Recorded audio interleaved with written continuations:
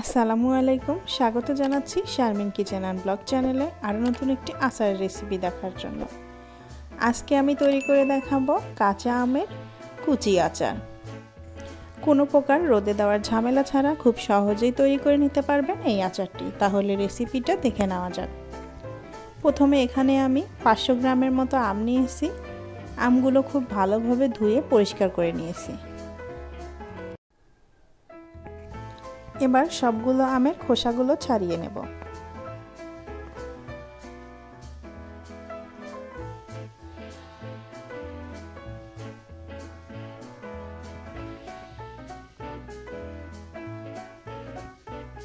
খোসা ছাড়ানো হয়ে গিয়েছে।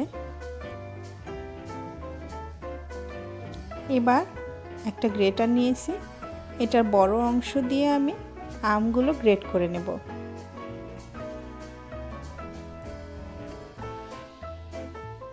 সবগুলো আম গ্রেট করা হয়ে গিয়েছে।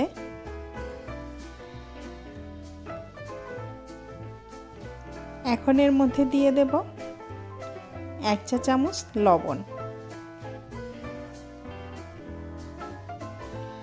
আর দিয়ে দেব 1 কাপ চিনি।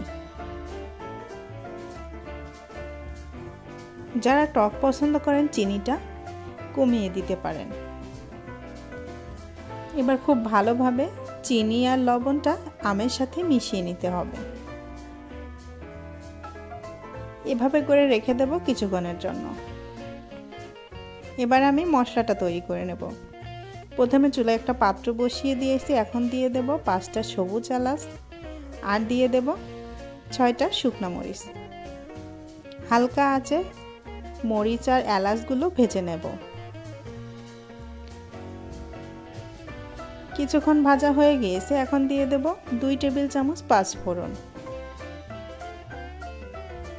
1 টেবিল চামচ হলুদ সরিষা, 1 টেবিল চামচ লাল সরিষা।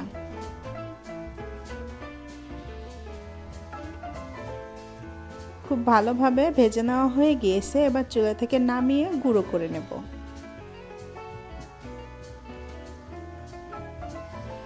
এবার আমি আচারে তেল ব্যবহার করার জন্য এখানে আমি 1 কাপের মতো তেল গরম করে নেব।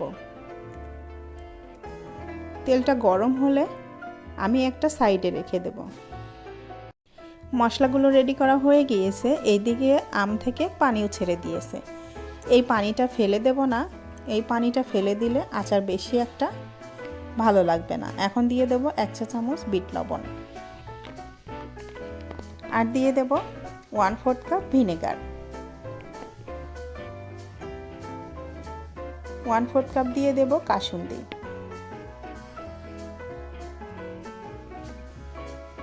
আর দিয়ে দেব আগে থেকে ভেজে গুঁড়ো করে রাখা মশলাটা। এখন দিয়ে দেব আগে থেকে গরম করে রাখা সরিষার তেল। তেলটা দিয়ে খুব ভালোভাবে নেড়েচেড়ে মিশিয়ে নেব।